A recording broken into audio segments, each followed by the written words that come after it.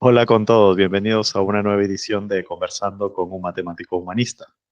En esta ocasión vamos a, digamos, empezar un tema, porque es un tema realmente amplio, que es la pedagogía y la educación, ¿no? Vamos a ir hablando un poco sobre la evolución histórica que ha tenido estas dos palabras que tienen mucho peso en la actualidad. Ya iremos viendo cómo se ha debatido y cómo se ha discutido bastante sobre digamos, las filosofías detrás de estas dos grandes palabras, la pedagogía y la educación.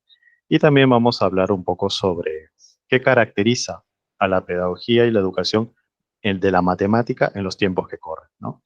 Bueno, y como siempre acá estamos con el equipo, esta vez con el equipo completo. Realmente es un gran gusto tener acá el equipo completo. Y bueno, comenzamos saludando pues al doctor Steven Rojas. ¿Cómo está, doctor? Bien, muy bien. Muchas gracias por seguir conversando. Así que estamos con todas ganas de seguir aportando al debate de este interesante tema, ¿no? Muchas gracias, doctor. José Andrés, ¿cómo estás? ¿Qué tal? Muy bien. Estoy muy bien en este momento, también con ganas de participar en el diálogo. Excelente. Carlos, ¿cómo te encuentras? Bien, ¿qué tal? Bien, bien. Saludos a todos. Sí, igual motivados. Está muy interesante el tema de hoy. Excelente. Reyles, ¿qué tal? Muy bien, muy buenas tardes aquí en Perú. Aquí estoy contento de tener la oportunidad de compartir con ustedes esta hora y un poco más de charla. Entonces, esperemos todo se desarrolle de la mejor manera para bien nuestro y de la audiencia. Excelente. Sí, bueno, como un poco para poner algunas palabras preliminares sobre estos temas, acá claramente no tenemos la última palabra. Vamos a expresar cada uno nuestro punto de vista sobre tanto la educación como la pedagogía, siempre obviamente con el mismo matiz educativo, porque bueno, el fin del canal es justamente netamente educativo, de informar, de dar conocimiento sobre algunos aspectos e incluso algunos puntos de vista, ¿no? Igual cualquier comentario será más que bienvenido en la caja de comentarios. Y bueno, comenzamos entonces, creo yo, haciendo, me parece adecuado, haciendo una suerte de análisis de las últimas décadas o de los últimos siglos sobre cómo se ha venido desarrollando la educación, perdón, en el mundo, ¿no? Algo habíamos adelantado en capítulos anteriores de que la educación durante prácticamente la mayor parte de la historia de la humanidad ha sido elitista, ¿no? Realmente un bajo porcentaje de la población ha tenido acceso a lo que hoy llamamos educación, ¿no? Incluso desde algo básico como puede ser leer, escribir, bueno, básico en el sentido de la currícula actual, ¿no? Leer, escribir, bueno, operaciones matemáticas básicas. Muy poca gente, digamos, era, por ejemplo, sabía leer o escribir, por poner un ejemplo, ¿no? Entonces, y después ya surge una suerte de revolución, podemos decir, de masificar la educación, ¿no? Entonces, doctor, si nos podría situar históricamente hablando, ¿a partir de cuándo y por qué surge esa masificación de la educación? A ver, interesante tema porque mira, hablando de los del último siglo, o penúltimo siglo yo diría, porque el tema de la educación empezó a cambiar más o menos en el siglo XVIII con el famoso Juan Jacobo Rousseau, y dentro del contexto de la Revolución Francesa, que marcaba ciertos ideales y ciertos cambios estructurales en la sociedad, y entre ellos la pedagogía. Juan Jacobo Rousseau fue uno de los que escribió sobre ese tema y en la que, digamos, estableció unos lineamientos que hasta el día de hoy he visto que continúan, ¿no? Y que tiene sus bases en la filosofía idealista kantiana, alemana, y que, bueno, nos no- ha influenciado hasta el día de hoy en casi todas las actividades humanas, ¿no? No solamente la educación, sino también la política y el hacer humano se ha venido influenciando con este tema del idealismo que hoy día se le llama el posmodernismo. Entonces, ¿de qué se trata básicamente ese cambio, digamos, que plantea Juan Jacobo Rousseau, ¿no? Plantea una suerte de que el ser humano nace como una hoja en blanco, ¿no? Y es la sociedad la que la corrompe.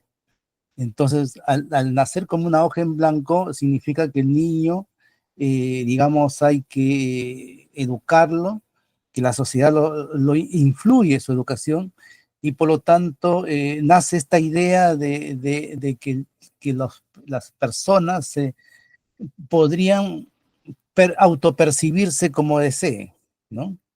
Como es hasta el día de hoy, que hay ciertas corrientes que indican eso, ¿no? Que uno podía autopercibirse.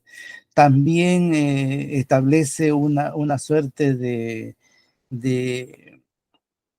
de una enseñanza en base a la motivación, al base al constructivismo también, nace ese tema también, y en donde se debería dar en la educación una serie de facilidades y motivaciones que también llega hasta el día de hoy, ¿no?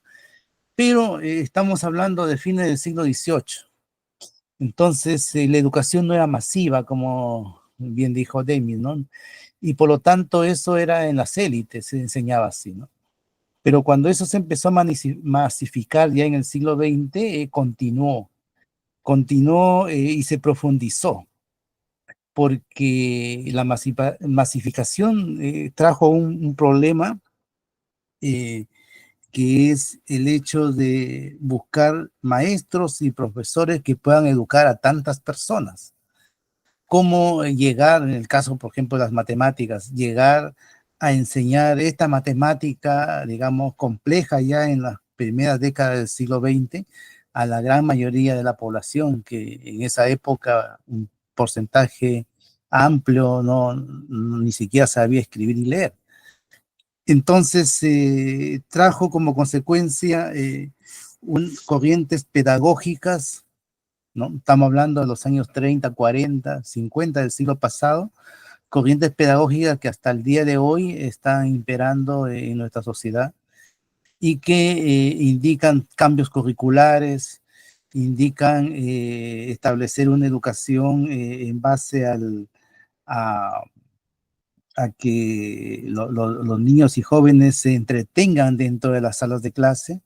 La entretención y las pedagogías digamos, lúdicas, empezaron digamos, en las aulas, y hoy día lo vemos con mucho más fuerza. Hoy día, dado que ya estamos en la época de la comunicación global, entonces eso se ha profundizado tremendamente. Entonces se crearon corrientes pedagógicas y de esa manera ahora se forman a los profesores de matemática, ¿no? Entonces hay todo un proceso que no solamente es pedagógico, sino hasta ideológico, ¿no?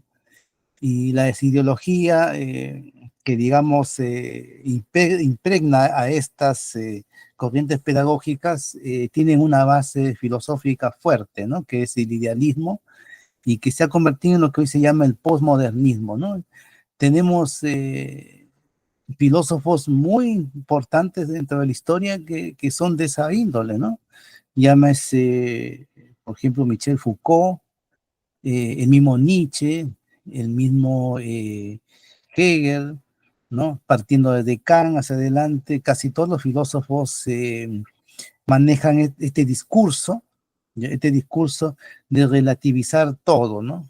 De establecer una igualdad, que los seres humanos somos todos con las mismas capacidades y las mismas oportunidades, una suerte de igualdad, y que es el maestro el que tiene ahora que ser un facilitador del aprendizaje, y bueno, Hay muchas cosas que decir ahí, ¿no? Pero bueno, yo creo que a través de las preguntas podríamos profundizar y responder un poco sobre estos temas, ¿no? Reyles. Sí, la obra de Rousseau es Ensayo sobre la educación, ¿no? Y el doctor ha puesto un punto muy importante, porque para entender nuestro mundo actual, no solo en temas educativos, ¿no? Son claves tanto la Revolución Francesa como la Revolución Rusa. ¿No? Y creo que esos dos temas también en temas de podcast hemos abordado un poco, pero sería bueno profundizarlo aún más porque nos sirven, ¿no? Para ambas revoluciones, también la época de la Ilustración, que previa a la Revolución Francesa, para entender el mundo actual, y también en el ámbito que estamos explicando hoy en día, ¿no? Que es el tema educativo. Sí, podemos hablar de dos hechos históricos muy relevantes, cada uno con sus respectivos, podemos decir, aportes a lo que actualmente vivimos. Yo pondría también sobre la mesa el tema de la industrialización, ¿no? La revolución industrial generó que mucha gente pues migrara a las ciudades se sobrepoblaron, al menos en comparación a cómo se venía poblando anteriormente. Surgió una suerte de centralismo, ¿no? Grandes fábricas, grandes hospitales, grandes colegios, un poco fueron configurando el urbanismo que tenemos hasta ahora, ¿no? Y de alguna manera se volvió una rutina el hecho de mandar los hijos al colegio, ¿no? O sea, hay una ciudad, hay un colegio, voy a mandar a mis hijos al colegio para que después sean profesionales y demás. O sea, un poco ya lo que tenemos actualmente como muy asimilado, ¿no? Que en ese momento pues podríamos decir que era revolucionario. Ahora, en relación a a la Revolución Francesa, se me viene a la mente el tema de los derechos, ¿no? Porque claramente uno de los puntos principales era justamente hacer valer estos derechos bajo la visión filosófica que acaba de comentar el doctor, ¿no? Entonces, y se pone pues sobre la mesa algo que probablemente siglos atrás no, no tenía discusión, que era el derecho a la educación, ¿no? O sea, que todo el mundo tiene derecho a educarse, todo el mundo tiene derecho a recibir educación, ¿no? Algo que bueno, antes no, ni siquiera probablemente se consideraba porque de antemano ya se entendía que la educación era algo privilegiado, ¿no? Eh, pero se me viene a la mente cómo de estos primeros pasos, podemos decirlo así, de la masificación de la educación a como la conocemos ahora, los sistemas educativos han cambiado, han mejorado, tal vez en algunas cosas han retrocedido. Habían algunos aspectos de los sistemas educativos en los primeros inicios de la masificación de la educación que podríamos rescatar a día de hoy. ¿Cómo era más o menos el panorama del sistema educativo en los inicios de la masificación de la educación? Mi- Doctor. Mira, ha dado un punto interesante porque justamente la revolución industrial eh, sucedió en un momento histórico donde, desde el punto de vista de la filosofía, estaban, digamos, luchando dos corrientes muy potentes que es el empirismo y el cientificismo.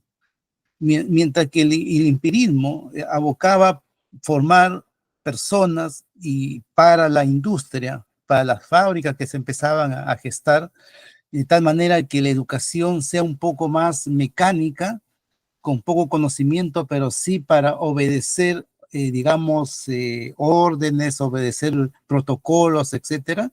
Entonces nace la educación técnica, la famosa educación técnica que se ha tenido en América Latina, yo creo que hasta el día de hoy, ¿no es cierto? De que hay escuelas y liceos que solamente forman chicos jóvenes para ser técnicos, pero que en la formación así, digamos, del conocimiento muy poco. Entonces, eso por un lado viene fundamentado por el empirismo, ¿no? En cambio, el cientificismo es una corriente que viene ya digamos, del positivismo lógico y en donde se establece, digamos, que la persona, el joven, tenga que tener un pensamiento crítico, deductivo de las cosas, ¿no? Entonces, es una lucha que ha habido, ¿no? pero que lamentablemente hasta el día de hoy se ha perdido esa lucha, ¿no? El tema del cientificismo que pone a la razón y a la ciencia como elemento central en la educación, requiere también esfuerzo, sacrificio, dedicación, ¿no? Capacidad de trabajo intelectual para poderlo aprender, y eso contrapone a las corrientes idealistas que establecen que el niño tiene que ser constructor de su propio conocimiento y que se le dé todas las facilidades, ¿no? Para que él pueda descubrir el conocimiento, ¿no? O sea, es un tema bastante discutible, pero que hasta el día de hoy yo observo que todavía se está por ese camino, ¿no? Ese camino, digamos, del idealismo, el empirismo en el caso de la educación técnica, jóvenes con poca cultura, pero que puedan hacer cosas concretas. Entonces, eso tiene al final un objetivo, ¿no? De que el joven pues se convierta en un consumista, ¿no? Con poca cultura, que pueda ser después manipulado para poder, en una votación, no sé, pues, o sea, y eso se está viendo el día de hoy, ¿no? Hoy día ya, si uno le agrega esto, el capitalismo que también llegó para quedarse, entonces los jóvenes hoy día quieren estudiar menos y ganar harto, ¿no? Digamos, disfrutar lo que da el capitalismo y con poca cultura. Entonces, y eso lo establece este sistema educativo que tenemos hoy día, que viene de todas estas raíces, ¿no? A nivel mundial, ¿eh? La verdad y eso se establece, miren, hasta con recursos que vienen de distintas partes hacia los países, a los ministerios, para poder, digamos, incentivar una formación así, ¿no? Más lúdica, más igualitaria, ¿no? En que todos y todas tengamos acceso a una misma educación y porque todos tenemos las mismas capacidades, ¿no? Incluso, incluso se llega al extremo hoy día ya, que aunque la persona tenga alguna discapacidad de algún tipo, también tiene que tener las mismas posibilidades de desarrollo, las mismas. Entonces es una cosa que ya quedó acá instalada, o sea, causando problemas en la parte pedagógica, porque un profesor en general no es un psicólogo ni una persona especialista en esos temas como para poder ayudar al aprendizaje de esas personas. Entonces, se genera un gran problema, pero bueno, están en esta lucha los pedagogos, pues. Muy interesante cómo se surgieron estas dos corrientes y que, digamos, proponen sistemas educativos distintos, podemos decir, ¿no? Porque mientras el empirismo tal vez formaba a un obrero, podemos decir, o sea, para que esté en una fábrica o para que sea un trabajador público que siga órdenes, o digamos una suerte de educación militar, por decirlo de alguna manera, de órdenes, de no pensar demasiado y actuar y demás. Mientras que por otro lado está el cientificismo, que tiene que ver, como su nombre lo dice, más que ver con la ciencia, ¿no? Con lo que hemos venido hablando. Y creo que no dejaremos de hablar porque hay un mal concepto, por ejemplo, hablamos de la matemática, ¿no? Como decía el doctor, un matemático no es el que sabe, no sé, multiplicar muy bien o que mm, resuelve ecuaciones más rápido, no, o sea, esa es una visión, podríamos decir, empirista o técnica, ¿no? Cuando realmente la matemática es una ciencia, ¿no? Entonces, que va de la mano más con un enfoque analítico, podemos decir, hacer un uso de la razón y del esfuerzo mental un poco más profundo, ¿no? O sea, un esfuerzo mental que va más allá.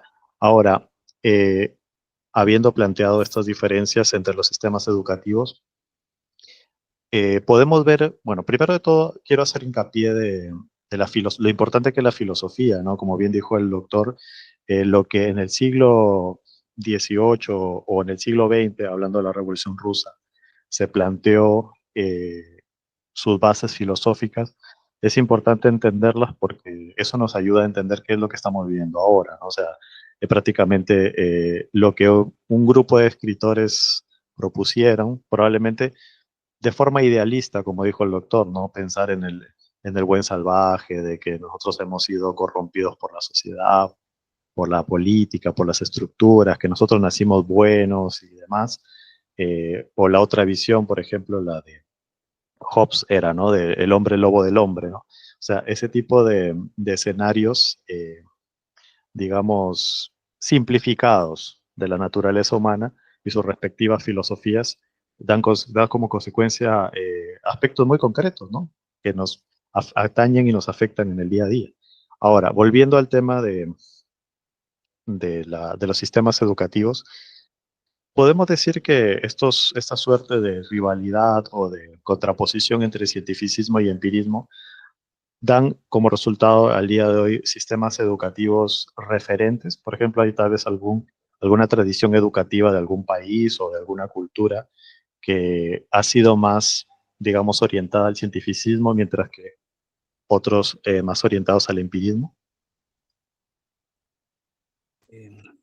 Sí, pues todos los países que siguieron la corriente positivista, y entre ellos están en México, en América Latina por lo menos, y Brasil, que son los países que hasta el día de hoy tienen un poco más de desarrollo científico que el resto de países que fueron influenciados por el idealismo alemán, de tal manera de que, bueno, la historia de cada uno de los países se vino estableciendo con una suerte de nacionalismo y patriotismo bien exacerbado, y que venía, miren desde lo que dijeron ustedes, la Revolución Rusa.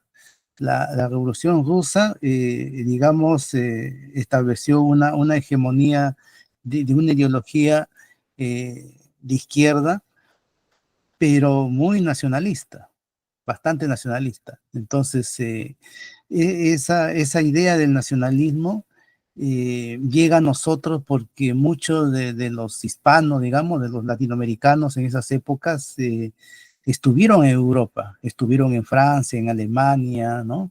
El mismo Carlos Mariátegui, por ejemplo, en el Perú, y muchos intelectuales que trajeron una idea y una visión que exacerbaba un poco los orígenes,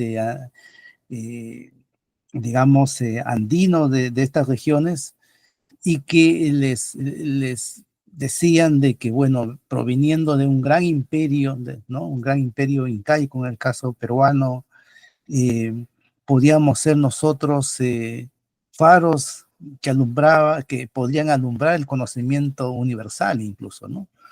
Que nosotros podemos hacer ciencia, las mismas ciencias que tenían los incas, las mismas valores que tenían los incas. Entonces esas cosas llegaron a nosotros, y en cambio, en el caso mexicano y en el caso brasileño, al tener la influencia positivista, pusieron en primer lugar el conocimiento científico, a pesar que México tiene una componente también autóctona y también patriótica también, pero sin embargo la cercanía, yo creo, a Europa y Estados Unidos les hizo adoptar ese tipo de pensamiento, de tal manera de que los mexicanos, los brasileños, de sus primeros inicios, intentaron aprender la ciencia desde sus creadores.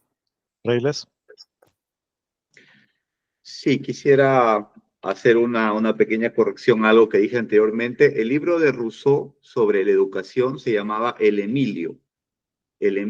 Y en el libro La nave y las tempestades de Alfredo Sáenz, dice algo muy interesante, que al parecer el mismo Rousseau no creía demasiado en lo que planteaba en su libro, lo cual nos deja cierta suspicacia, o sea, ¿con qué intención haría eso, no? Dice Alfredo Sáenz en su libro La nave y las tempestades, dice, al parecer Rousseau mismo no creía demasiado en su modo de educar. En cierta ocasión, estando en Estrasburgo, se le presentó un señor y le dijo, el señor le dice a Rousseau, está usted hablando con un hombre que educa a su hijo según los principios que he tenido la dicha de encontrar en el Emilio.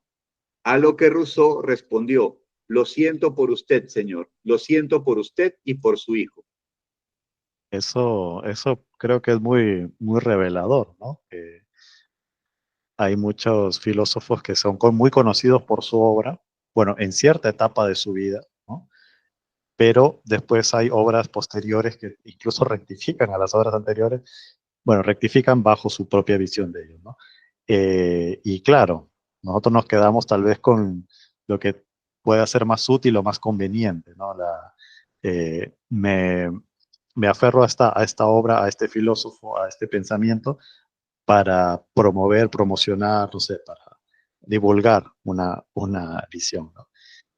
Bueno, algo que dijo el doctor Steven es muy interesante sobre el tema de cómo se ha vendido la idea de que nosotros, por nuestros orígenes incaicos, vamos a ser la luz del mundo y demás, ¿no?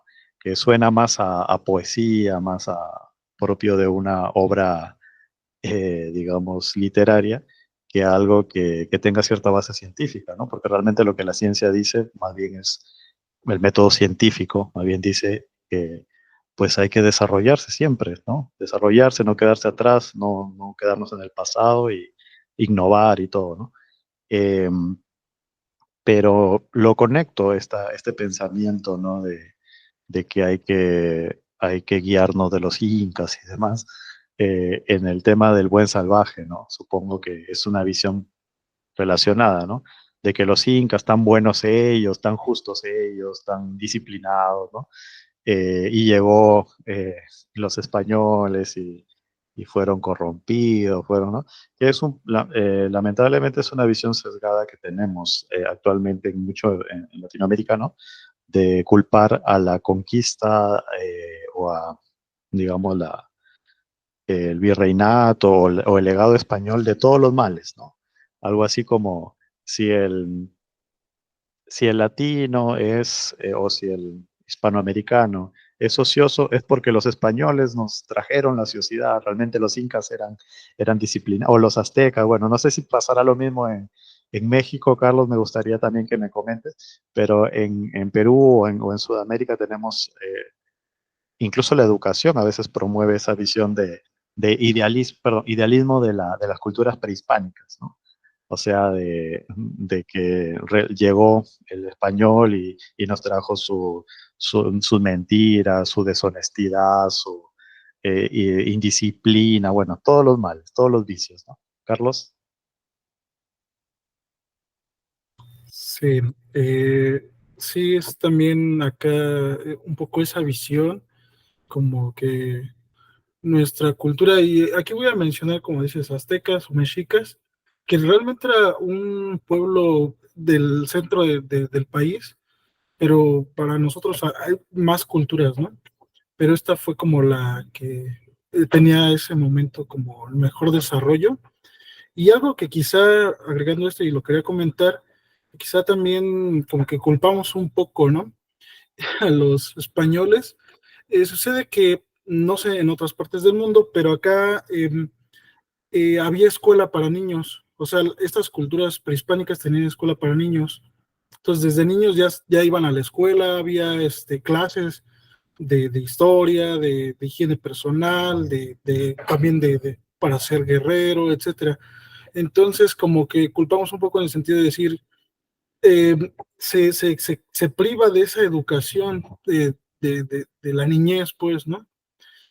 También parecía ser como un poco, sí, también un tanto elitista, no todos iban a la escuela, como que había dos tipos de escuela, la de la nobleza o los que tenían el mando, pero también a la sociedad en general también iba pues a aprender cosas digamos, un poco pues sí, como de la sociedad en general, ¿no?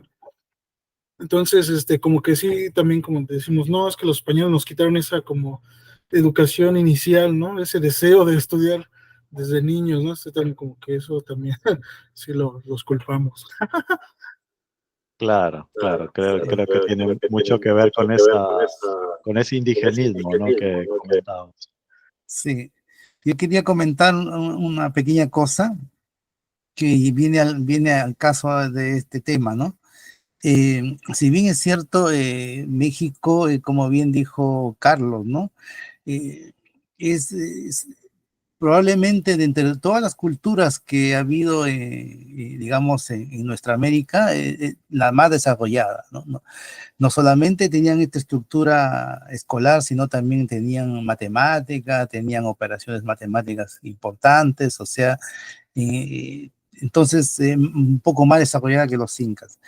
Pero de todas maneras, cuando uno observa y ve, digamos, el desarrollo que tenían todas nuestras culturas americanas, ¿no? Con las costumbres que se habían, por ejemplo, nosotros aquí en esa época, siglo XV, se adoraba al sol y la luna, a la tierra, se ofrecía ofrendas a la mamapacha, ¿no? Incluso en el caso de los aztecas se comía carne humana, ¿no? Entonces, para los sacrificios humanos, o sea, el nivel de cultura que había, ya, comparado con el siglo XV, XVI europeo, donde ya se tenía no solamente la matemática avanzada, sino también las construcciones con un nivel, digamos, de desarrollo que venían desde la Edad Media. Entonces, y hay una cosa que yo quiero puntualizar, que es lo siguiente, ¿no? De todos los imperios que llegaron a colonizar distintas partes del mundo, ¿no? No solamente América, sino África, Norteamérica, diferentes partes, la India, qué sé yo, el único imperio que compartió toda su cultura, ¿ya? Es el Imperio Español.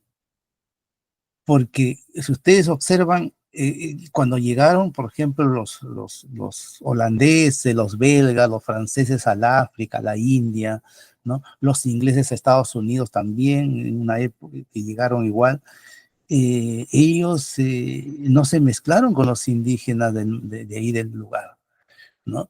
Ustedes ven las culturas africanas o la India siguen estando en un nivel de desarrollo bastante pobre, porque lo máximo que ellos compartieron fueron el idioma para comunicarse, pero nada más.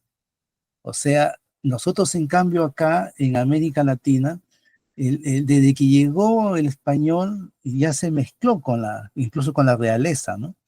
Y además que empezó a instruir a las personas en el catolicismo, ¿no? ¿No? Hoy día México y Perú son muy fervientes católicos gracias al Imperio Español y estructuró toda su cultura. Ustedes van a Ciudad de México o se van a Lima y es como si estuvieran en una España. O sea, la construcción, la estructura de las ciudades, todo. O sea, es como estar igual en Madrid. Eso, claro que yo sé que lo hicieron encima de las pirámides, yo sé que lo hicieron así, ¿no es cierto?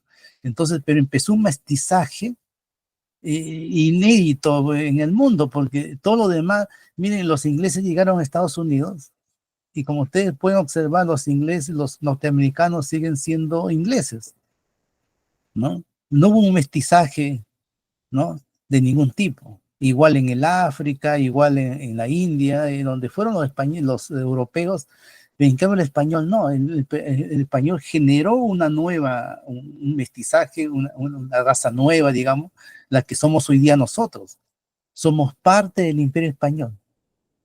O sea, tenemos una sangre del Imperio Español indudable. O sea, yo creo que ahí el que no lo ve de esa manera es porque, bueno, decir que hoy día existen, digamos, indígenas totalmente, digamos, provenientes de estos imperios, yo creo que eso estará por probarse científicamente, porque no porque uno lleve el apellido indígena, algo tiene que tener de español, ¿no?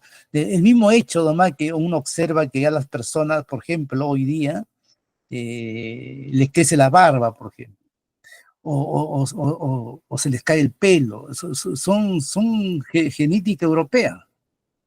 Por más que uno sea moreno, por más que tenga rasgos indígenas, pero ya de esa forma está mostrando que hay genes que nosotros compartimos con España.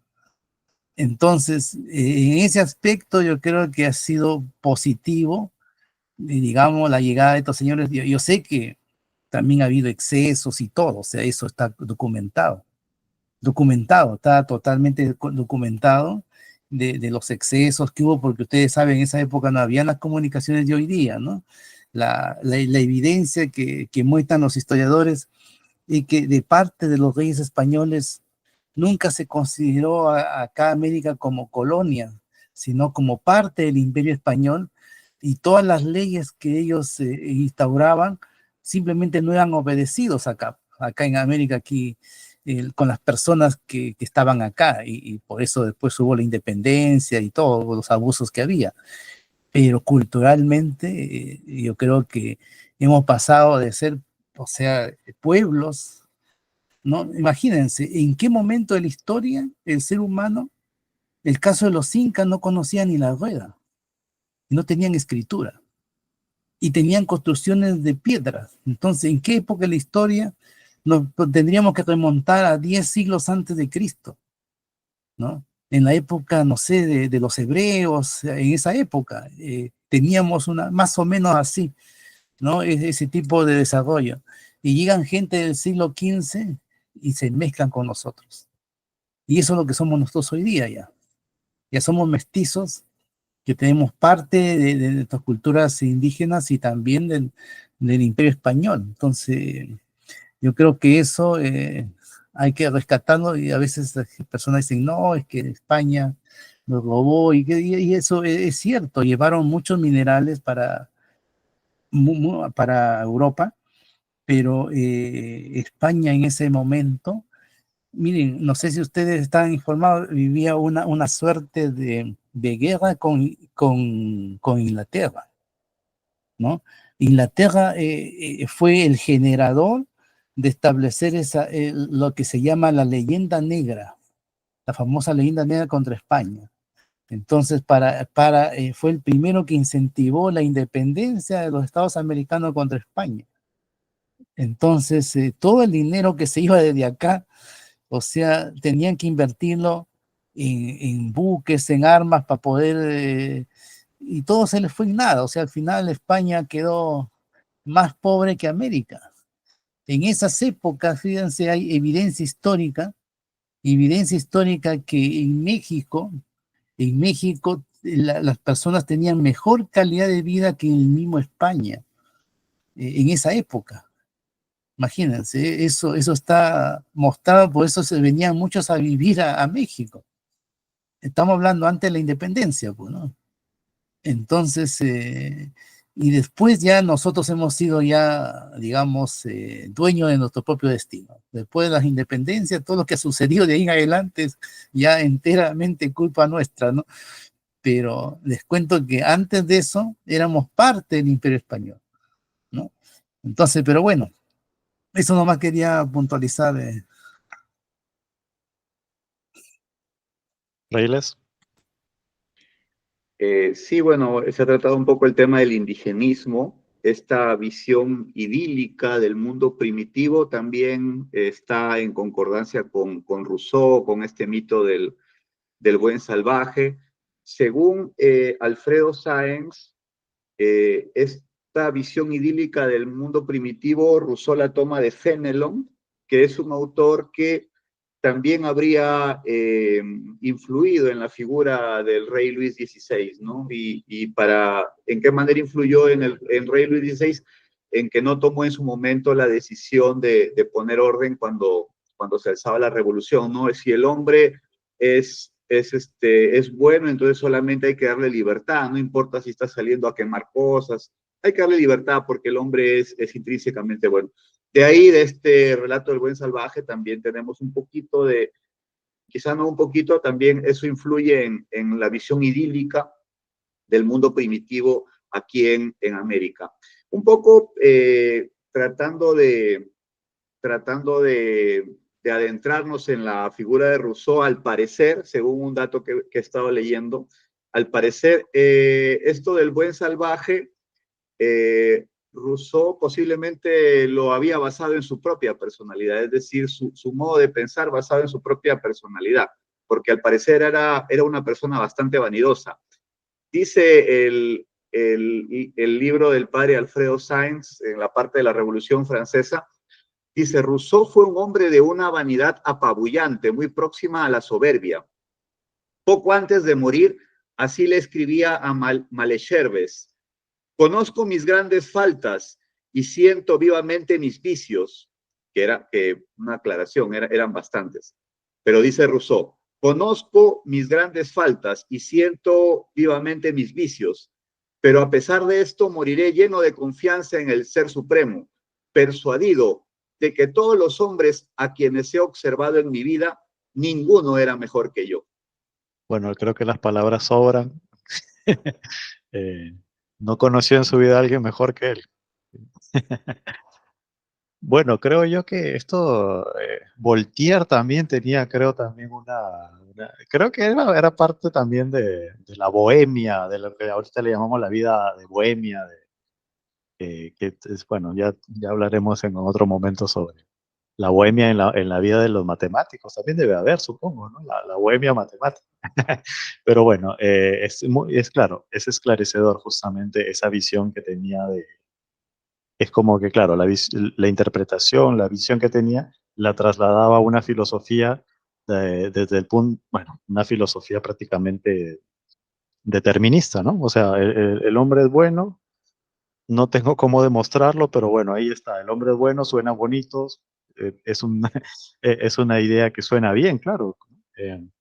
Y como esta frase que tantas veces se ha repetido de la voz del pueblo es la voz de Dios, ¿no?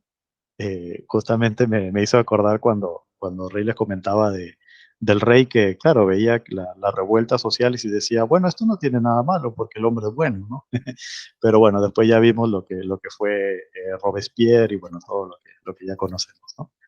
Entonces, bueno, de esta manera se fue estableciendo una suerte de filosofía, ¿no? Que fue impregnando los sistemas educativos y que nosotros, bueno, en América Latina fuimos importando tal vez ese enfoque educativo, ¿no? Después de la independencia hubo una clara influencia francesa, como bien dijo el doctor Steven, muchos de nuestros intelectuales estaban en Europa, viajaban en Europa y tenían esa visión en su momento, pues Francia como digamos, lo más importante, incluso muchos escribían en francés porque había esa predominancia cultural, por decirlo así, ¿no? Eh, ¿Cómo eso fue afectando o podemos decir influyendo en lo que posteriormente fueron los sistemas educativos de las repúblicas nacientes? Y para no centrarnos no únicamente en América Latina, podemos decirlo las naciones que fueron surgiendo después de estas revoluciones. Eh, ¿Qué influencia tal vez hubo de la tradición francesa educativa o qué influencia nos llegó vía estos primeros sistemas educativos de la influencia europea hasta la actualidad, doctor? A ver, primeramente nosotros tuvimos la influencia española. Nuestra formación vino desde digamos, la dureza, cómo en España se educaban a las personas. La, es bien, digamos, común una frase que yo por lo menos lo he escuchado cuando era niño, ¿no? Que decía, la letra con sangre entra, ¿no? Esa es una frase española porque la educación era bien rígida y era, digamos, castigadora, ¿no? Era un momento en donde para aprender había que memorizar y si no era uno duramente castigado. Justamente eso fue, digamos, buena parte de nuestra historia, hasta que tomó, digamos, la corriente, digamos, del posmodernismo que ya censuraba todas esas prácticas, obviamente, ¿no? Hasta el día de hoy, que eso ya, digamos, si un profesor hace una cosa así, pues sale hasta en las noticias hoy día, ¿no? Lo sacan del trabajo y todo, pero antes era común ver los castigos en las salas de clase, ¿no? El temor y por eso que también los chicos, los jóvenes no querían ir a la escuela. desertaban de la escuela y por eso que muchos de nuestros antiguos abuelitos no tenían a veces educación porque eran castigados, es que llegaban a la sala de clases sin saber, sin haber hecho la tarea, sin haber hecho los ejercicios. Entonces, pero eso se terminó, pero yo creo que en ese aspecto yo creo que no es necesario castigar para poder educar, obviamente, ¿no? En ese aspecto yo creo que hubo una mejora, una mejora. Y además que nosotros ya vivimos una época donde la ciencia ha ido desarrollando temas que antes se desconocían. Por ejemplo, hoy día ya se sabe que nosotros estamos hechos de genes heredados por nuestros ancestros, nuestros padres, y que esos genes incluso pueden ser, digamos, pueden cambiar, pueden evolucionar también los genes a través de la educación. Entonces, no es solamente que el niño nace en blanco, como decía Rousseau, sino que también nace con unos genes, heredados por los padres. Eso no lo sabía Rousseau en esa época, bueno, por eso que pensaba así como pensaba. Entonces, hoy día sabemos de que no solamente es el entorno que también influye, lógicamente el aspecto cultural donde uno nace, ¿no? También te influye, ¿no? Y también está la parte genética, y es una combinación de todo, ¿no? Entonces, pero para educar hoy día se está pensando en que, digamos, los jóvenes, los niños aprendan de manera lúdica, entretenida, y que la información y el conocimiento puede ser leído fácilmente ahora con la herramienta que se tiene, ¿no? Se han introducido últimamente ya las llamadas TICs, las tecnologías en la educación, que ha facilitado, digamos, por lo menos se facilita la apropiación del contenido, ¿no?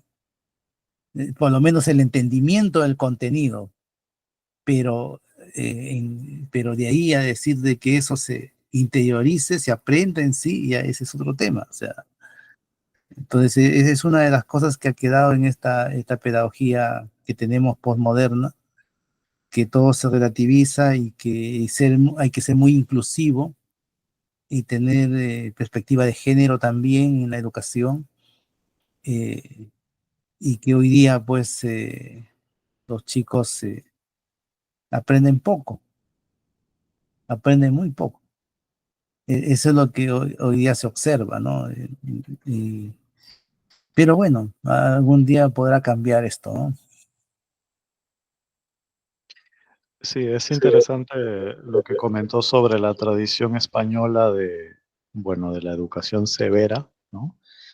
Creo que todos tenemos historias de nuestros padres o abuelos que prácticamente les golpeaban en el colegio, ¿no? O sea, los mismos profesores y eh, claro, en ese sentido ha mejorado la visión prácticamente porque con toda la ciencia y todo el conocimiento y el avance sobre este tema, prácticamente pues se ha visto que realmente no es que sea una mejor educación, sino que más bien puede generar una suerte de miedo al colegio, como bien señala justamente el doctor.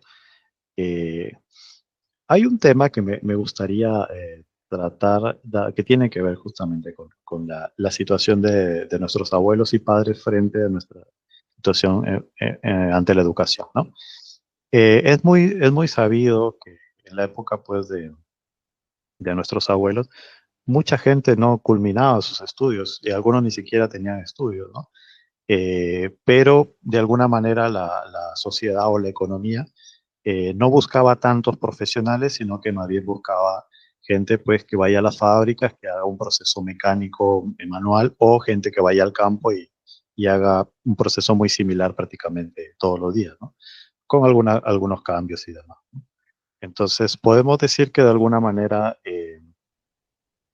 ya se vuelve una necesidad, por decirlo así, que las personas culminen su educación secundaria o incluso una educación superior por las exigencias que demanda no sé, el mercado internacional, la competitividad y todo lo que se viene hablando. Eh, Porque claramente en esos momentos, en esa época, tal vez como no había demasiado profesional, el no acabar la secundaria no castigaba tanto como no acabar la secundaria en los tiempos que corren. No sé si me dejó entender y si es así, ¿qué tan cierto hay de eso, doctor? Sí, cada década estamos presenciando la complejización de nuestra sociedad. Y en medida de esa complejización, cada vez vamos a necesitar ciudadanos más calificados. Y es cierto lo que tú dices, al inicio, en esta educación rígida y que poca gente terminaba incluso la enseñanza media, a lo más podían llegar a la primaria, a lo más, mucha gente ni siquiera terminó la primaria.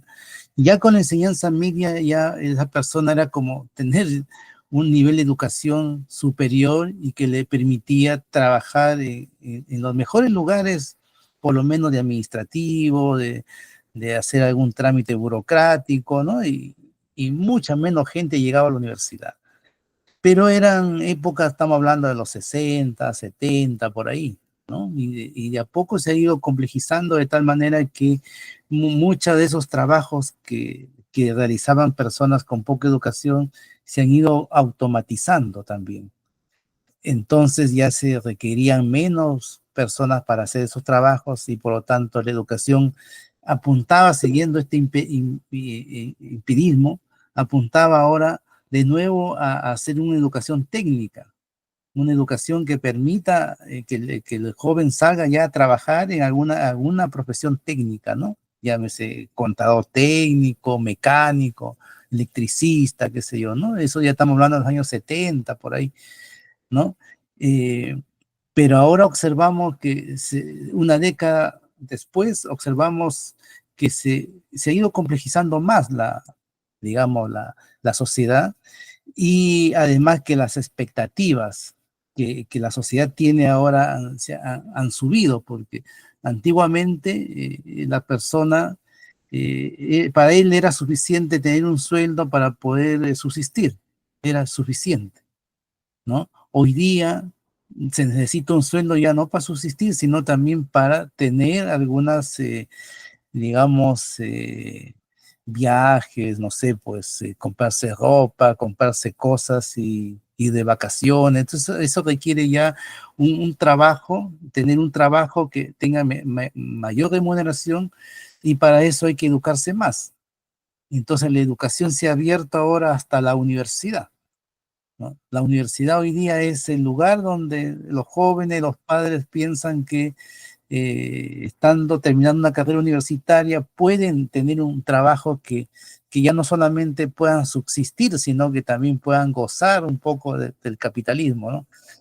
Entonces se ha ido complejizando más, eh, pero, eh, pero no en conocimiento, sino en habilidades técnicas, ¿no? El empirismo sigue metido acá, sigue todavía buscando, digamos, que el chico termine la educación media, no importa, sin conocer mucha matemática, ni mucha biología, ni mucha historia, no importa. Que vaya a la universidad y que en la universidad ya lo saquen para que él ya haga un trabajo también técnico. Hay que decirlo también, hoy día se forman ingenieros técnicos, ya no se forman los ingenieros que eran antes, ¿no?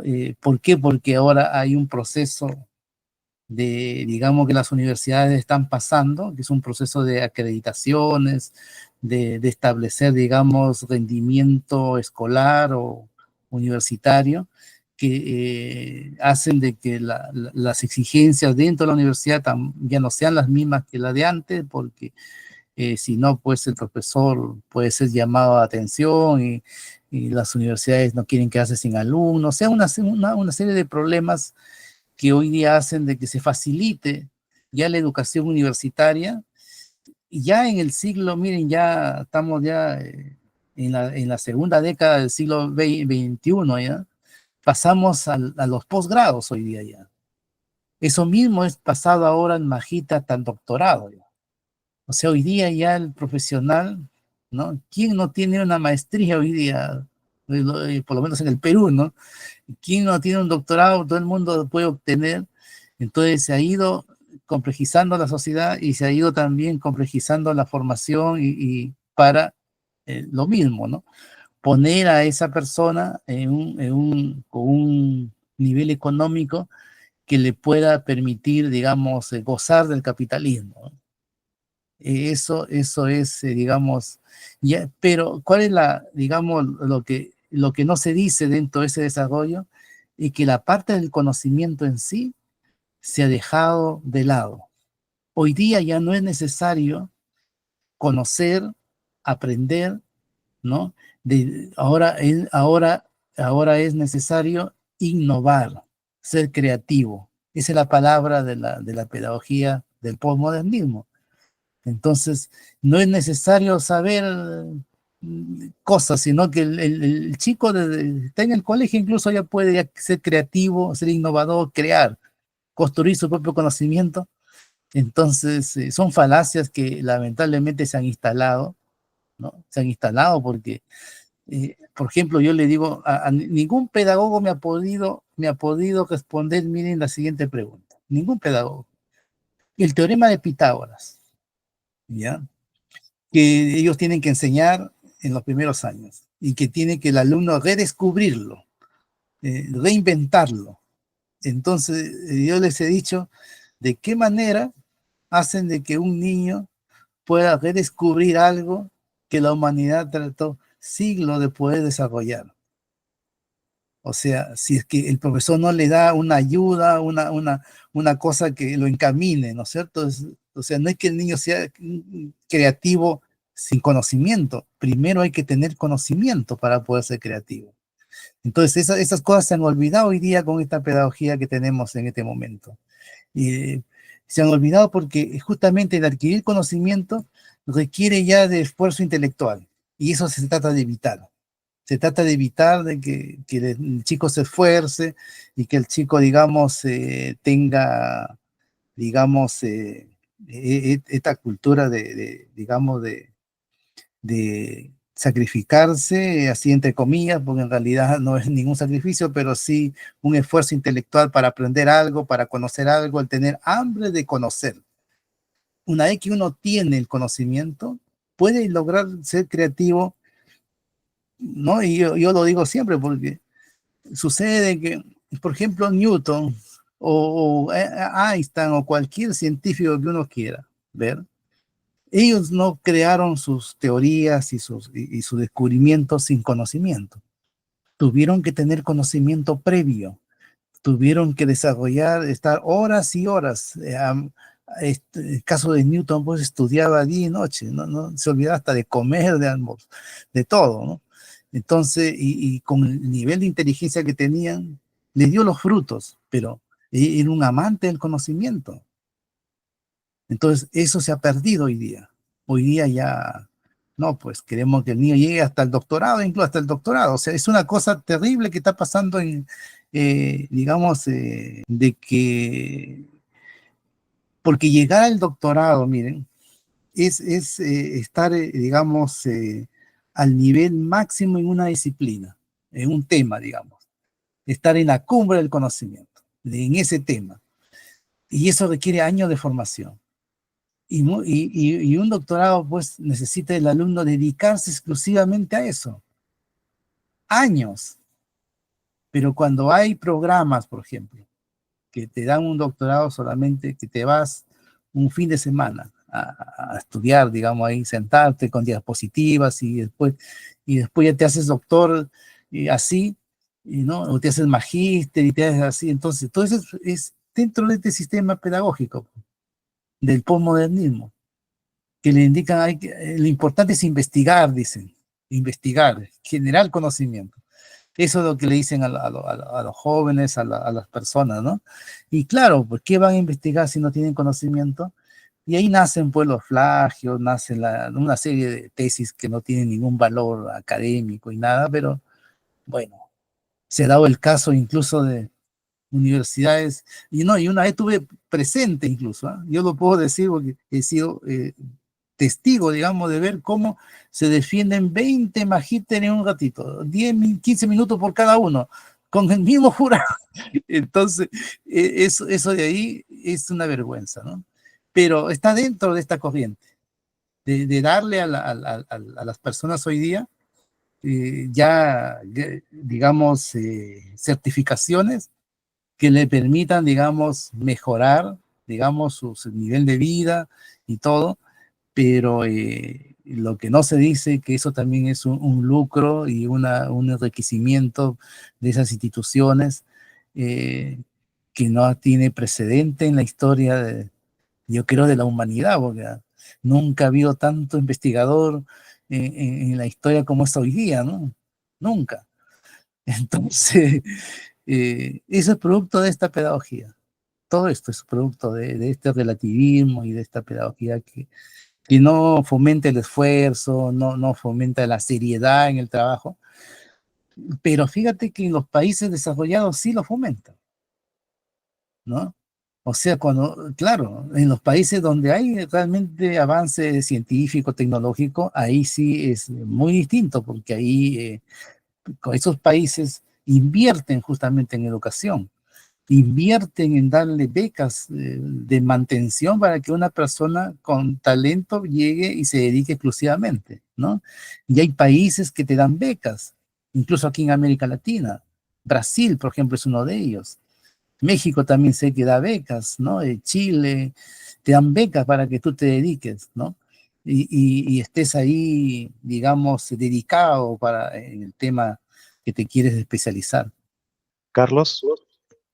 Sí, quería también puntualizar que también siento, bueno, esto como se empezaba a ver, ¿no? De qué pasaba hace 2 generaciones, ¿no? Nuestros abuelos, por qué cambia un poco, ¿no? También siento que el siglo pasado, en esa época, como que había pues una población reducida, ¿no? Y yo creo que hoy en día sí estamos muy sobrepoblados, al menos acá en México, yo lo siento así, y eso también nos forza, pues no sé si competir de manera científica de conocimiento, pero sí a buscar justamente grados, ¿no? Es como, si tú tienes un mejor grado, pues ya ahora podrás pues competir por una plaza, ¿no? Entonces, creo que esa parte como que nos ha llevado, ¿no? Un poco. No sé tanto como menciona el doctor, sí, no sé qué tanto en conocimiento estamos, sí, llevándonos para nosotros, ¿no? Y también quería hacer mención, por ejemplo, no sé qué pasa en otros países de Latinoamérica, pero por ejemplo acá era como muy sonado de, como que los padres y abuelos siempre querían como que también estudiáramos, porque ya no querían que nosotros trabajásemos horas largas, pesadas, en labores que pones en riesgo tu vida, ¿no? Entonces como que también nos fomentaban como, ay no, ustedes que tienen la oportunidad sí aprovechanla, ¿no? Y nosotros al ver que con muy poco ellos consiguieron mucho, porque eso es a veces también la realidad, pues que mucha gente es como, pues ¿para qué me esfuerzo tanto, no? Si pues, ya después también voy a tener mis cosas, ¿no? Es como que estamos un tanto confundidos por ese tipo de discursos, ¿no? Eso era lo que quería mencionar. Sí, eh, es un tema intergeneracional, ¿no? Que a veces se trata de aplicar lo que funcionó en el pasado, aplicarlo en el presente, ¿no? Pero como bien dijo Carlos, la situación es distinta, ¿no? Hay más población, hay tecnología, o sea, no es la misma situación, ¿no?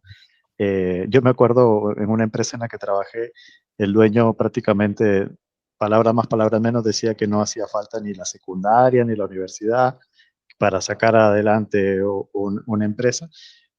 Y no le quito razón que en los 90, 80, 70 muchas empresas hayan sido lideradas por personas que ni siquiera acabaron el colegio, ¿no? O sea, simplemente fueron empíricos, por decirlo de alguna manera, y sacaron adelante las empresas. Pero claro, no podemos aplicar la misma regla tal vez a los tiempos que corren, ni mucho menos a los que vienen, ¿no? Basta con ver las grandes empresas del mundo, no sé, Microsoft, Google, son personas muy capacitadas, muy, digamos, con bastante educación, que sacan adelante a estas empresas. José Andrés. Bien, se han tocado varios aspectos, ¿no? Y en la actualidad, por ejemplo, Es lamentable, pero ahora se tiene la visión de la universidad como empresa, ¿no? Incluso las relaciones entre estudiante, profesor, ahora es como una agencia de servicios, básicamente. Es bien degradante esto porque se pierde la autoridad como profesor universitario o como profesor de colegio incluso, ¿no? También son empresas, son empresas, aunque sean del Estado, ahora están abocadas a, como decía Nuccio Ordine, un filósofo y polílogo italiano, decía, a la estrella polar que es el mercado. Porque lo que sucede es que él decía, ¿no? Hablando de Italia, de su país, lo que decía el profesor Steven también es cierto, ¿no? Hay carreras donde la exigencia es muy rigurosa, una de ellas es la matemática, ¿no? La matemática pura, requiere otro tipo de exigencia, ¿no?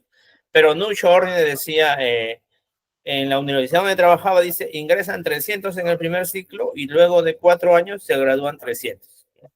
Ya ahí ya no les piden la mejor tesis, los mejores trabajos, los mejores proyectos, simplemente tienen que terminar todos, incluso la universidad que graduaba a la mayor cantidad de gente recibía un premio. ¿No? Entonces, ya no les piden a los profesores que los incentiven, que los motiven, que inspiren a los estudiantes, todo lo contrario, ¿no? Incluso uno ya ni siquiera, o sea, si uno no pide un esfuerzo a los estudiantes, les está engañando, ¿no es cierto? Entonces, yo tengo esta idea, ¿no? O sea, el alumno sí puede rendir, o sea, porque mucho depende del docente también que les exija. Entonces, el alumno sí puede, lo que pasa es que a veces se deja estar, ¿no? La misma sociedad, las amistades, etcétera. Entonces, pero yo tengo la certeza de que el alumno sí rinde, lo que pasa es que uno tiene también que incentivarlo y todo, y también tener respaldo de la misma institución, ¿no es cierto? Entonces, volviendo a lo de Nuccio Ordine, él decía que, por ejemplo, todos los estudiantes que comienzan, terminan, ¿no? Pero no solo así, sino que como no hay sentido de reflexión, de crítica, entonces no les incentivamos la parte filosófica, ¿no? De que saquen lo mejor de cada uno, pero que actúen pensando, ¿no? Sabiendo que, pero necesitan también conocer. Él decía que lo que está formando la universidad son pollos industriales. Esa frase es muy contundente y una metáfora muy buena. ¿Por qué? Porque son los pollos que cuando, por ejemplo, nacen hasta que van a ser vendidos, todos pesan lo mismo, ¿no? Tienen el mismo peso, todos comen lo mismo. Entonces, ¿cuál pollo? Cualquiera, porque todos son iguales, ¿no? Entonces, véndelo nomás y todos pesan igual. Más o menos así está la educación en esa metáfora que me parece muy, muy clarificadora. Reyles. Sí, está muy interesante todo lo que han mencionado. De hecho, ya lo he escuchado con anterioridad y estamos profundizando en algunos temas que habíamos dejado en el tintero en ediciones anteriores. Se han tocado muchos temas que seguramente requieren profundización. Uno de ellos es la educación, el castigo es necesario, no es necesario. Bueno, hay dos antropologías, como ya lo habían mencionado, en la época de los españoles había una educación rigurosa, primaba una antropología católica. Debemos recordar que en la antropología católica el ser humano se inclina hacia el mal. Entonces no se le puede dar una libertad completa porque esa inclinación hacia el mal va a causar Y en la antropología rusoniana, y hoy he tratado mucho de Rousseau, el hombre es intrínsecamente bueno, entonces hay que darle completamente la libertad, ¿no? De eso viene la educación virreinal, que era más rigurosa, y la educación ya postmoderna, que prácticamente, no sé, con palabras más, palabras menos, está en camino a eliminar completamente el rigor o en algunos casos ya lo ha eliminado completamente. Entonces, de hecho, ahí hoy en día, sin ir a la época virreinal, podemos consultar aquí el Catecismo de la Iglesia Católica en el numeral 407, dice: ignorar que el hombre posee una naturaleza herida, inclinada al mal, da lugar a graves errores en el dominio de la educación, de la política, de la acción social y de las costumbres, ¿no? Entonces, en la educación, ignorar que el ser humano, dice, ignorar que el hombre posee una naturaleza herida, inclinada al mal, da lugar a graves errores en el dominio de la educación, pero también en la política. Habíamos hablado un poco de la Revolución Francesa. El rey Luis XVI había sido influenciado por este modo de pensar que venía de Fénelon, y que también influyó en Rousseau, en esta visión idílica del mundo primitivo. Acá he visto en La nave y las tempestades, dice, estas ideas se inspiran en los escritos de Fénelon, especialmente en su obra Las aventuras de Telémaco, donde se habla, dice, es un tratado de política velado bajo las apariencias de una novela, y en esta novela el buen rey se llama Idomeneo, y es un rey que es prácticamente, es un rey mártir, ¿no? Que siempre se sacrifica por los suyos, ¿no? Y estas ideas con las que creció y de niño fue educado el rey Luis XVI, digamos, lo confundieron mucho, y en el momento, incluso ya cuando estaba avanzada la Revolución Francesa, le comenzaron a pedir que ponga orden, ¿no? Y el rey en sus cartas se veía pues la influencia de este autor, y entonces decía, no quiero derramar la sangre de mi pueblo. O sea, confundía el ser un buen rey con el no aplicar la violencia en ninguno de los casos, ¿no? Y después, digamos, esta es la influencia de lo que es la Revolución Francesa en temas de educación, de política actual, pero también la Revolución Rusa, digamos, tiene en esta visión igualitarista, a veces que me parece que ya se ha mencionado, tiene también digamos, impregna el mundo actual, ¿no? En esta visión colectivista, ¿no? En esta visión colectivista que lleva a un igualitarismo, ¿no? El colectivismo no tiene nada de malo, la colectividad, ¿no? No tiene nada de malo, pero el colectivismo es llevarlo a un extremo, ¿no? Creer que todo ejercicio de la individualidad es negativo, ¿no? Por ejemplo, ¿por qué? Porque para los colectivistas, cualquier ejercicio de la individualidad genera conflictos. Si yo quiero un terreno y una persona quiere un terreno, entonces eso va a generar conflictos. Entonces eliminemos la propiedad privada. Si yo estoy enamorado de una mujer y otra persona está enamorada de la misma mujer, entonces eso genera conflicto.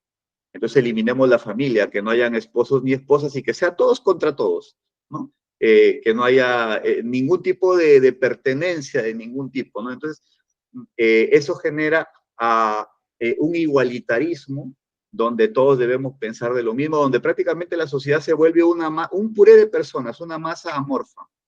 Y esa es la visión del paraíso en la tierra, ¿no? Para los colectivistas, el paraíso en la tierra es eliminar toda individualidad. De hecho, hasta si tenemos en el público gente que le guste los animes, hay un anime que habla de una corporación superpoderosa que quería crear un paraíso en la tierra, eliminando la individualidad, ¿no? Y eso se llamaba el proyecto de complementación humana, ¿no? Que era crear también que todos los seres humanos se fundan en un único ser. Esto tiene que ver con visiones espiritualistas también, que vienen de las culturas orientales, ¿no? Que ven en la individualidad algo malo, ¿no? Y eso genera un igualitarismo, donde todos tenemos que hacer lo mismo, incluso pensar lo mismo. Si no piensas lo mismo, estás saboteando nuestra agenda del paraíso en la tierra, y no sabemos lo que te puede pasar.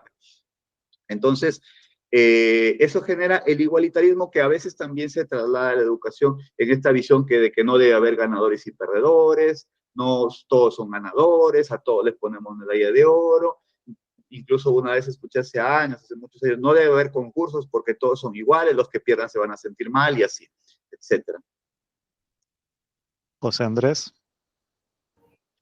Sí, esa visión va en contra de la antropología, porque nosotros somos, así como los grandes simios, somos jerárquicos y territoriales, ¿no? Entonces, hasta nos cuesta la democracia, digamos, ¿no? Porque es como que siempre tiene que haber alguien que lidera, ¿no? Y entonces el resto como que se somete o algo así, ¿no? Y necesitamos nuestro espacio, ¿no? O sea, eso es muy antropológico, ¿no? Entonces, esa visión es un poco idealista, nada más, ¿no? Porque en realidad no, o sea, como especie humana, siempre queremos más. Tenemos un germen de ambición dentro, ¿no? Y a veces no lo sabemos, ¿no? Pero eso es nuestra naturaleza, ¿no? Así, como decían, ¿no? El hombre no descubrió las armas, sino fueron las armas quienes descubrieron al hombre. O sea, el hombre por naturaleza tiene eso, ¿no? A luchar y, bueno, estar más arriba siempre de otro, ¿no? Entonces, por ahí va, ¿no? O sea, hay que primero conocer también, ¿no?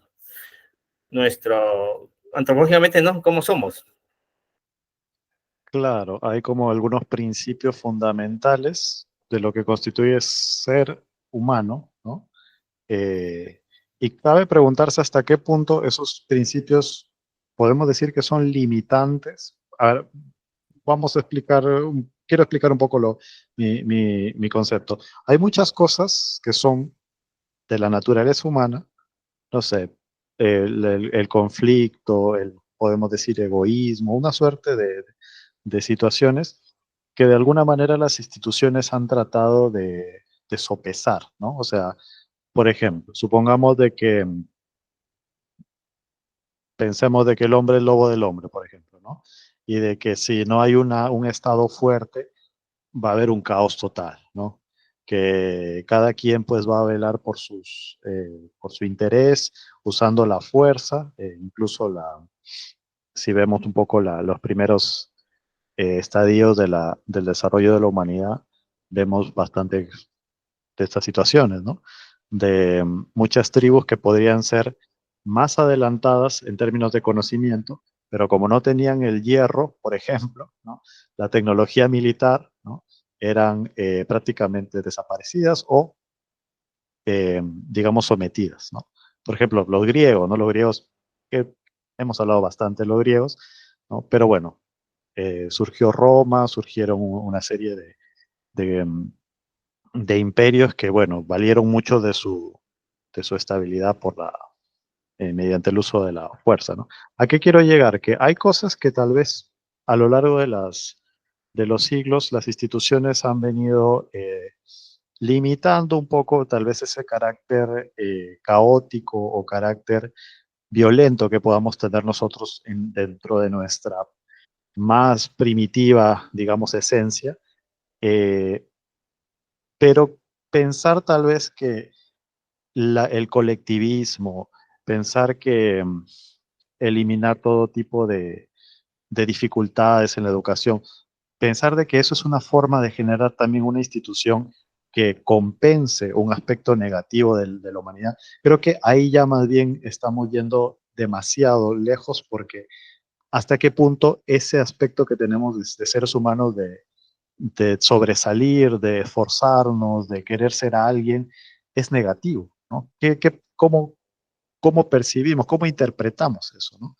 Eh, y creo yo que tal vez algo que probablemente no ha sido generado con malas intenciones, probablemente ha habido muchos filósofos que han visto el colectivismo como realmente el paraíso en la tierra, o sea, como que se eliminan las guerras, todo el mundo va a ser feliz, ya no va a haber disputas quién es el mejor, ya no va a haber competencia, etcétera. O sea, tal vez sean buenas intenciones inicialmente, pero tal vez no tengan una aplicación práctica porque nosotros no somos así, como bien dijo José Andrés, que no hay una base antropológica tal vez muy fuerte en ese sentido, ¿no?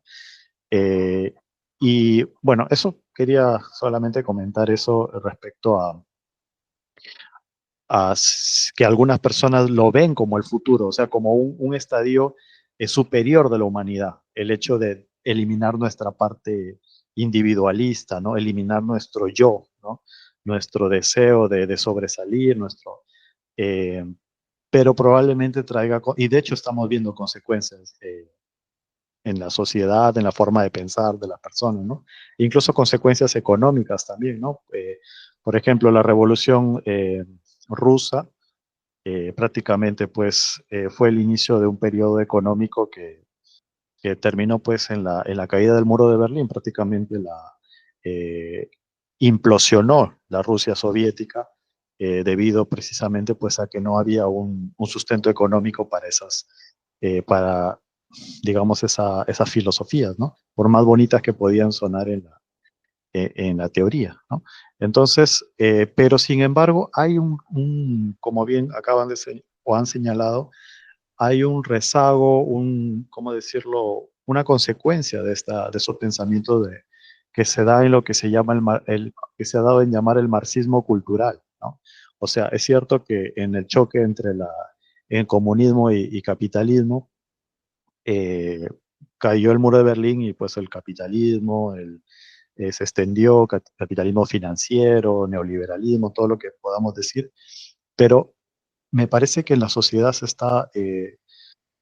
persiste el marxismo, pero bajo una forma menos directa, tal vez más, no sé, por el lado de la educación, por el lado de las instituciones, ¿no?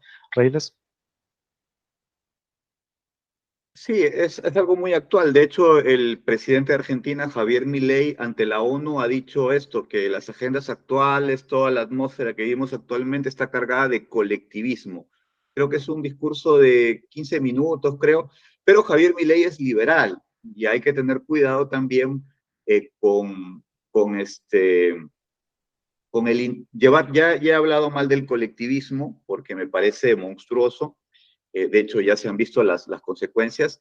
Y creo que también el individualismo lleva, o sea, individualidad, colectividad no tiene nada de malo. Cuando termina en ismo, ahí ya individualismo, colectivismo, no son los dos extremos.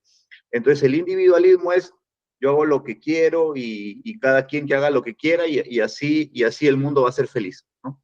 Es otra versión del paraíso en la tierra, pero por la vía del individualismo. Y hay otra versión del paraíso en la tierra por la vía del colectivismo. Pero cuidado con esa visión del individualismo, donde cada quien quiere hacer lo que quiera, porque ya hemos hablado de eso anteriormente, en un mundo donde cada quien hace lo que quiera, entonces va a haber un momento en que nuestras intenciones van a chocar y entonces se impone el más fuerte. Entonces el individualismo parece al principio que nos otorga una libertad, de hecho una libertad ilimitada, se vende como una libertad ilimitada, pero esa libertad ilimitada al final puede conducir a un totalitarismo. Porque si ya todos hacemos lo que queremos, hacemos lo que queremos, entonces el más fuerte le va a imponer su capricho al más débil. De hecho, el capitalismo salvaje que habló el doctor Steven al principio viene del liberalismo, viene de esta libertad ilimitada, de ahí surgió el capitalismo salvaje, porque ¿qué le vas a decir al empresario que aplasta los derechos de sus trabajadores si todo es libertad, ¿no? Si todo es el más fuerte se impone.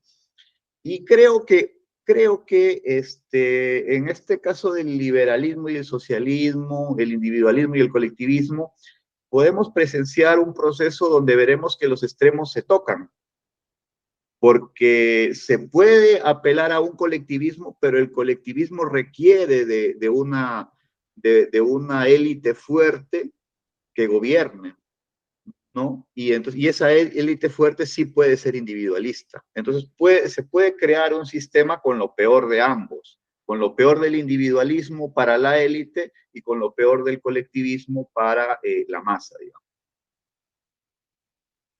Sí, incluso hay una suerte de hipocresía, ¿no? A veces los grandes empresarios o las grandes agendas promueven el colectivismo, pero entre ellos hay una alta competencia. Ellos saben muy bien que no tienen que descuidarse, y es importante ganar, ¿no? El puntaje se mide en una competencia, ¿no? Es como una suerte de doble vara, doble discurso. José Andrés.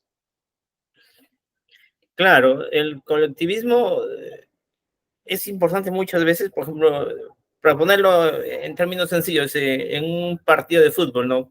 Son 11 jugadores y los 11 tienen que jugar por un mismo objetivo, ¿no es cierto? Y están compitiendo contra los 11 que tienen al frente.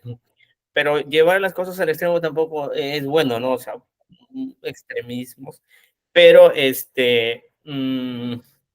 como, como decía este chileno Manfred Max Neer, decía, en el sentido de, no se trata de explotar la naturaleza, sino colaborar con la naturaleza, ¿no? ¿Cómo podemos colaborar con la naturaleza? No para aniquilarla, ¿no? Porque eso es lo que está sucediendo en este momento. Y cuando decía de los ismos, Reyles, me acordaba que Marco Aurelio de Negri, con respecto, por ejemplo, al tema de la educación que nos trata en este momento, él decía que hay 4 ismos que son, eh, digamos, son nefastos para la educación. Él decía que ahora el facilismo, ¿no? Todo fácil. El superficialismo. Yo conozco nada más así superficialmente las cosas, ¿no? El inmediatismo, o sea, rápido ya. Y el fragmentarismo, ¿no? Todo separado. Entonces, tú no puedes comprender algo si no analizas varios puntos de vista, ¿no? Eso por ahora. Es muy interesante cómo la filosofía, ¿no? La evolución filosófica que ha tenido la humanidad ha terminado influenciando en podemos decir, en la visión que tenemos de la educación, ¿no? Porque al fin y al cabo, ¿para qué sirve la educación? La gran pregunta que probablemente muchos, claro, uno diría, para tener un mejor trabajo, ¿no? Una visión así, ¿no? De los tiempos que corren. ¿Para qué mandas a tus hijos al colegio? Bueno, para que tengan un mejor trabajo, para que ganen bien, ¿no? Eh, para ser un mejor ciudadano, para desarrollar el criterio y no ser manipulado fácilmente, ¿no? Entonces, ¿de qué depende la visión que tengamos de la educación, de la filosofía, justamente, ¿no? Entonces, doctor, claramente estamos más por el lado del cientificismo que del empirismo, creo yo, por algo estamos hablando de la ciencia matemática, ¿no? ¿Para qué sirve la educación matemática? Si alguien le preguntaría, doctor. Sí, mira, te voy a responder esa pregunta, pero quiero un poco comentar y resumir lo que estuvieron ustedes conversando, ¿no? Con respecto al colectivismo y al individualismo, ya que yo creo que es un tema interesante porque, a ver, yo rescato una palabra que dijo José Andrés, dijo, es antiantropológico, dijo él, ¿no es cierto? Y la verdad, miren lo siguiente, ¿cómo se han ido desarrollando las sociedades? Cuando nosotros éramos primitivos hace miles y miles de años, ¿no es cierto? Éramos grupos, manadas digamos, de personas que nosotros nos encargábamos solamente de subsistir, ¿no? En la caza, en la pesca, qué sé yo, a subsistir. Hasta que se dieron cuenta, ¿no? De incluso si había otro grupo, ¿no? Al frente era su enemigo y nos lanzábamos a pelear por la presa, por la comida, ¿no es cierto? Hasta que se dieron cuenta de que si hay una persona que lidera y una persona que generalmente es más fuerte, una persona que digamos, tiene un pensamiento de ciertas estrategias, ¿no? Para poder ganarle al otro grupo, ¿no es cierto? Desde ahí empieza ya el tema digamos, de cómo nacieron después las naciones, los reinos a través de reyes y monarcas. Entonces, nosotros hemos estructurado nuestra sociedad desde esas épocas, ¿no? 10.000 años antes de Cristo, y lo hemos estructurado en base a este sistema de liderazgos para estructurar nuestra sociedad. Y en todos los aspectos, ¿no? Entonces, nosotros hoy día, si no estamos bien calificados, si no tenemos ciertas capacidades, hay otro que va a ganar nuestro puesto o va a tener mejor, digamos, beneficios, etcétera. Entonces, el hecho del colectivismo que estuvieron comentando, miren, hay dos visiones en el mundo y tiene que ver con la filosofía, dos visiones que a veces internamente uno la gente lo asocia a ser de derecha o a ser de izquierda.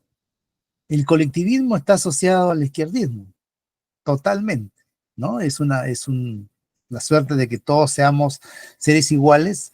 Entonces, y eso es antiantropológico, como dijo Inoñán, porque sucede que en la época que éramos todos iguales, imagínense que fuéramos todos iguales, ¿no?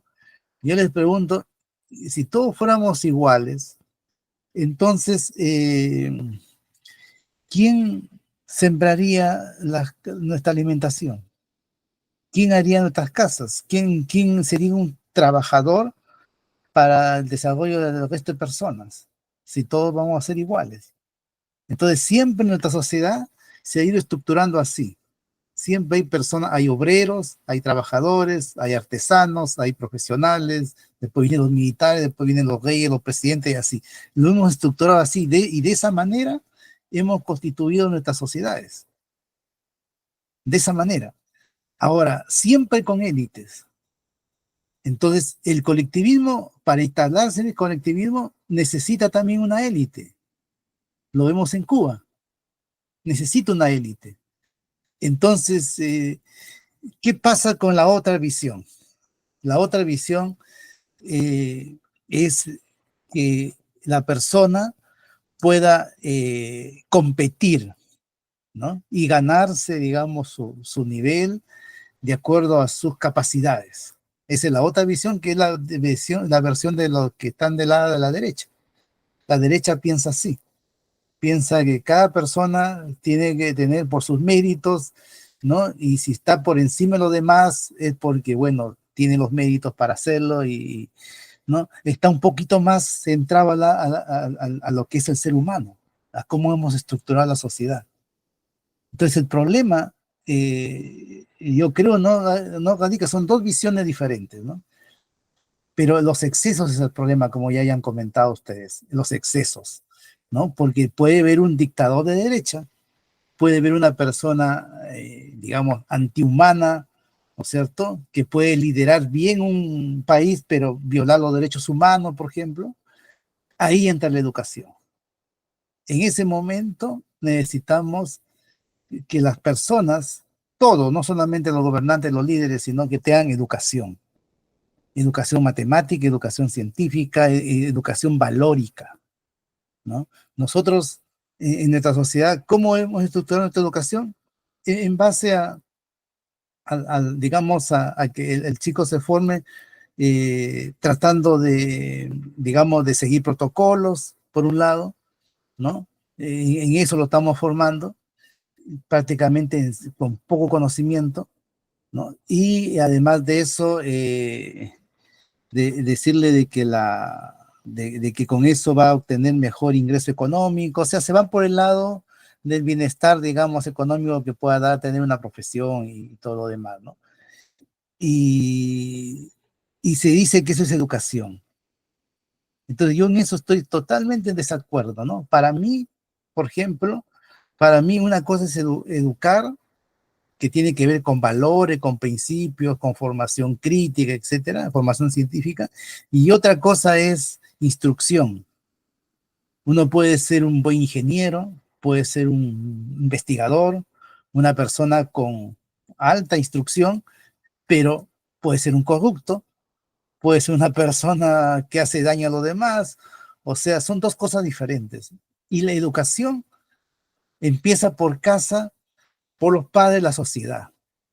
El maestro, el profesor, hace una parte, quizá muy menor, pero difícil que pueda educar. Si es que en su casa sus padres no tienen formación valórica, por ejemplo. Entonces, el maestro hace una parte, pero en general la educación es completa. Todos educamos, todas las personas educamos en la sociedad completa. Entonces, nosotros, cuando tenemos un niño, sale a la calle, está educándose por toda la sociedad, que lo observa, ve sus costumbres, ¿no? Y si ves una sociedad corrupta, de hecho, que esa persona cuando sea adulta y cuando ocupe un cargo, va a ser corrupto. Aunque sea doctor, aunque sea investigador, aunque sea un sabio de la ciencia, ¿no? va a ser un corrupto. Entonces, por eso que la educación es esencial y principal y no se le da la importancia, pues, ¿no? Entonces, pero hay esas dos visiones. Y yo te puedo decir lo siguiente, ¿no? Yo que he conversado con diferentes personas de diferente tendencia, yo tiendo a pensar que en nuestro cerebro, en nuestra forma de, digamos, interna, neuronas, debemos tener un gen que nos polariza. O sea, cuando uno habla con una persona de tendencia colectivista, por más que uno le diga 1 más 1 es 2, con evidencia no entiende. Y si hablas con una persona de extrema derecha, pasa lo mismo, ¿no? Entonces son pocas las personas que tienen un criterio como centrado, ¿no? Como que diga, mira, hay cosas buenas en el lado de la izquierda y hay cosas buenas por el lado de la derecha. ¿Por qué no seguimos una política que nos beneficia a todos y así? Muy pocas personas. La gran mayoría tiene una tendencia.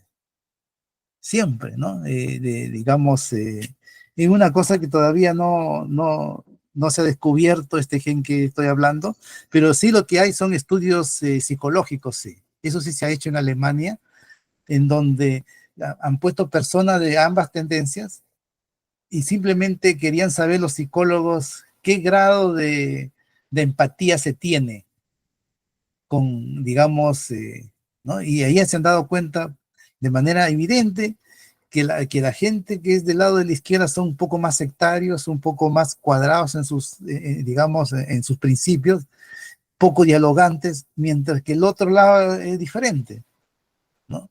Entonces, pero eso solamente es una característica psicológica, pero no muestra las causas que yo creo que tendría que ser ya la neurociencia, entrar al cerebro humano para poder entender por qué hay gente, por ejemplo, que, no sé, pues, viendo el desastre que tiene Venezuela o Cuba, siguen con esa ideología. Pues, un ejemplo, ¿no? O la derecha también igual, en otros países, que también ha violado derechos humanos y todas esas cosas. Entonces, esas son situaciones antropológicas que vienen desde nuestra época primitiva. O sea, eso de ahí las élites van a continuar, estimados. Las élites ha sido parte de nuestra formación, de nuestra sociedad, ¿no? Sin élites, como muchas veces el idealista piensa que va a haber una sociedad sin élite y que todos vamos a ser igual, eso no va a suceder jamás, porque el día que llegue eso, nosotros nos vamos a matar entre nosotros. Entre nosotros. Así va a pasar. Y este otro tema que antes que me olvide sobre la naturaleza y, mire, y el ser humano, muchas veces se dice que nosotros los seres humanos somos los únicos que nos hacemos daño a nosotros mismos, ¿no? Ningún animal hace eso, solamente nosotros, ¿no? Y la situación ese es un extremo también. Pensar eso es un extremo total, porque también viene, digamos, influenciada por estas corrientes que, digamos, que tratan de, digamos, de establecer eh, que las personas se inclinen hacia un lado de esta ideología, ¿no? Que es el colectivismo, justamente, ¿no? Entonces, eso de ahí, ¿por qué les digo eso? Porque en el desarrollo de las sociedades han habido catástrofes enormes, han llegado a desaparecer cantidad de personas y no había contaminación en esa época, ¿no? O sea, obviamente que la contaminación a nosotros nos puede perjudicar, pero por supuesto, pero nunca hemos estado tan mejor como hoy día, jamás. En nuestra existencia humana, la sociedad, en lugar de, como muchos dicen, nos estamos yendo hacia abajo porque nos estamos destruyendo, es totalmente contrario, por lo menos de lo que yo lo observo, lo veo. ¿Por qué? Hoy día hay mecanismos para, por decir, defender el medio ambiente. Hoy día hay mecanismos. O sea, hoy día una empresa no puede contaminar porque quiere contaminar por ganar más.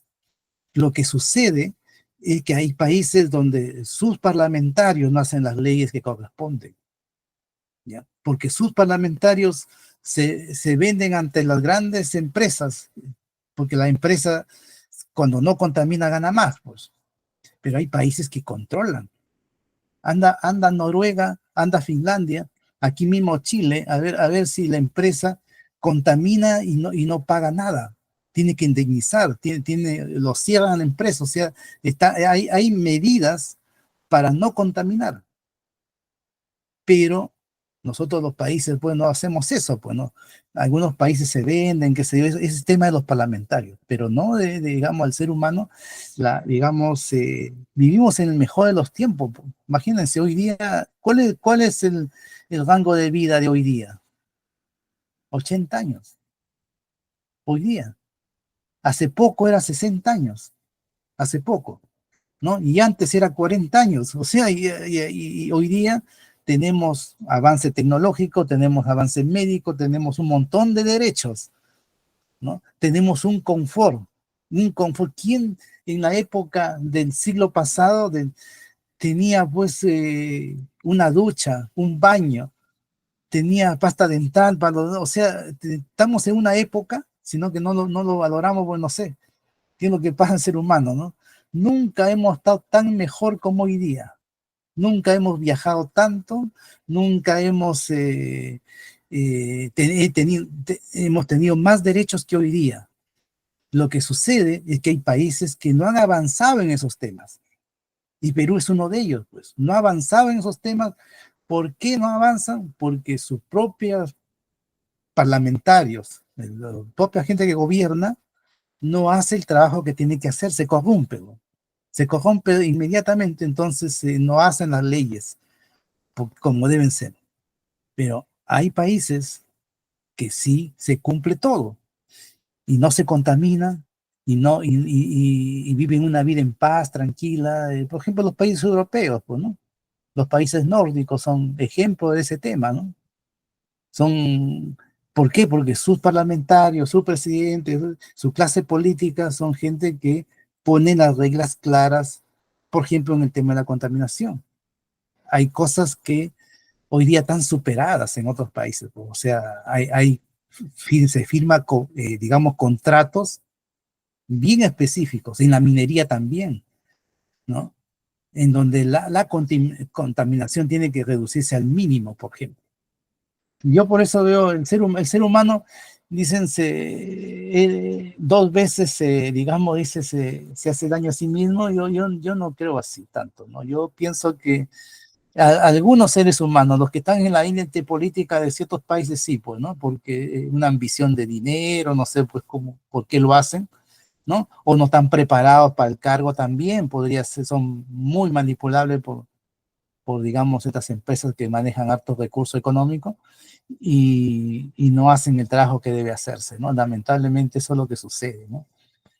Pero después, yo creo que hoy día vivimos el mejor de los mundos. Para mí, yo le puedo decir, hay gente pobre, claro, mucha pobreza en el mundo todavía, ¿no? Pero comparado con lo que había antes, pues hemos avanzado pues tremendamente, pues, ¿no? Tremendamente, o sea, ni los reyes tenían siquiera un baño antiguamente.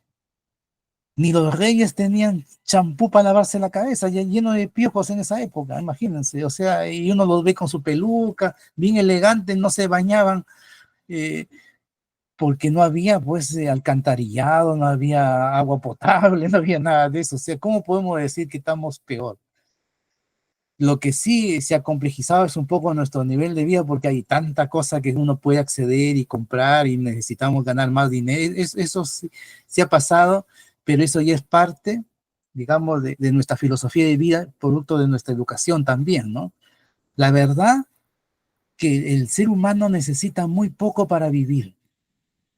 El ser humano educado, el ser humano que tiene una filosofía de vida, digamos, en la contemplación, no necesita tanta riqueza, o sea, y tiene todas las comodidades para vivir tranquilamente. Lo que pasa es que nosotros, como no estamos bien educados, estamos muy influenciados por este sistema capitalista que nos generan necesidades, nos generan cosas, ¿no? Entonces eso de ahí nos hace necesitar una mejor economía, obviamente, pues si no, ¿cómo vamos a darle a nuestros hijos para que vayan al mall, no sé, pues a que compren sus cosas, vayan a de viaje, qué sé yo? O sea, son situaciones que vienen ya con el capitalismo, ¿no? Y que todos estamos metidos en eso. Ese es otro tema que también ojalá algún día nos podamos comentar, que casi todos los seres humanos son capitalistas. ¿Ya? En este momento ganó el capitalismo porque hay costumbres hoy día, imagínense, salir de viaje, ¿no? Ir con la familia. Esas eran costumbres burguesas, que se lo daba a alguien que tenía recursos, dinero. O sea, un trabajador estaba condenado a estar en su casita y no salir ni siquiera a la esquina, no tenía ni apenas para comer. Hoy día no. Hoy día no, pues hoy día también, si uno tiene recursos, ¿no? Si uno ahoga algo, lo primero que hace, va a viajar. Comprarse la tele de 60 pulgadas, no sé, pues se va al mundial, lo que sea, la cosa es que lo disfruta. Eso es capitalismo. Cuando el ser humano necesita muy poco para vivir. ¿Se dan cuenta? O sea, si uno tuviera una educación así, muy poco para vivir, y vivir bien y tranquilo, no como antes que se vivía paupérrimo prácticamente. Antiguamente era una vida, imagínense, si no había servicios higiénicos, imagínense qué hacían con sus desechos humanos las personas de la Edad Media, porque ¿cómo lo hacían? ¿No? Lo tiraban a la calle, y si uno pasaba por ahí le podía caer en la calle de los orines, así era esa época.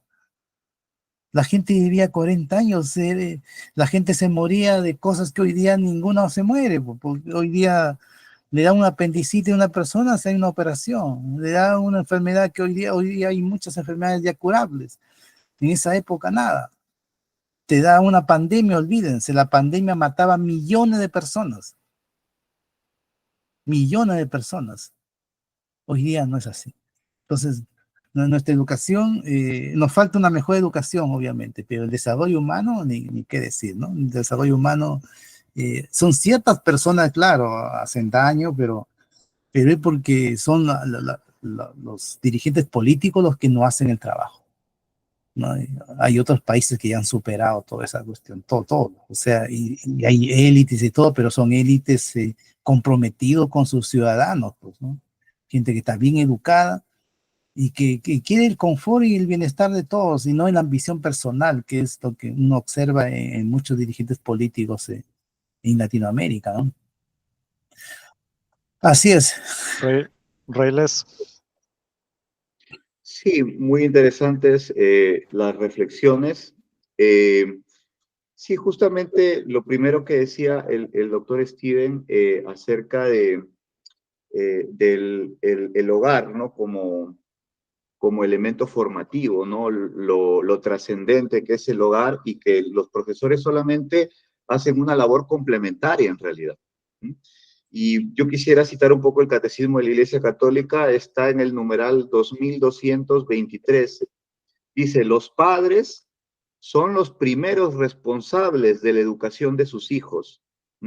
El hogar es un lugar apropiado para la educación de las virtudes. Esta requiere, la educación de las virtudes, esta requiere el aprendizaje de la abnegación, de un sano juicio, del dominio de sí, condiciones de toda libertad verdadera. Y acá quiero recalcar esto de la libertad verdadera, porque sobre la libertad también hay dos conceptos. Sobre la libertad hay dos conceptos. Uno de los conceptos es, digamos que para tener una libertad verdadera, primero hay que obedecer, hay que renunciar a un poco de libertad.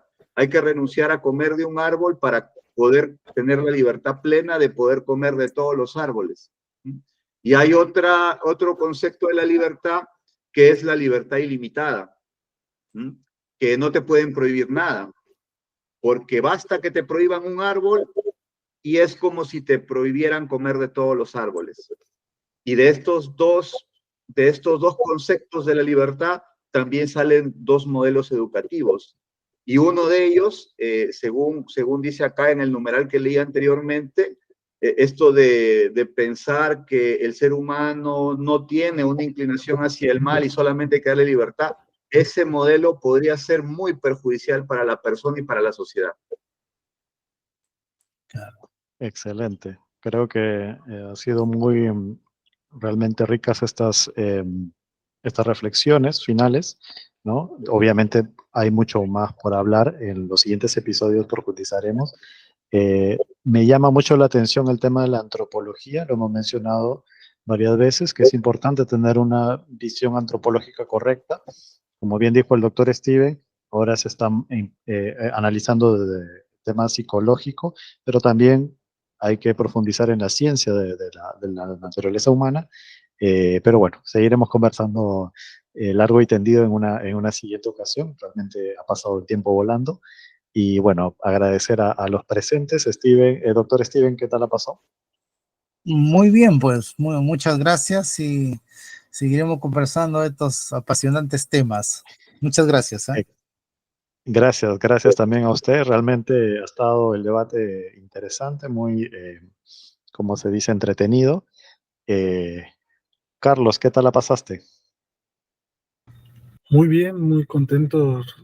Uno comparte ideas, escucha también visiones del mundo y eso a uno le ayuda mucho, ¿no? Muy bonito, gracias. Gracias también, Carlos. José Andrés, ¿qué tal la pasaste? Muy bien.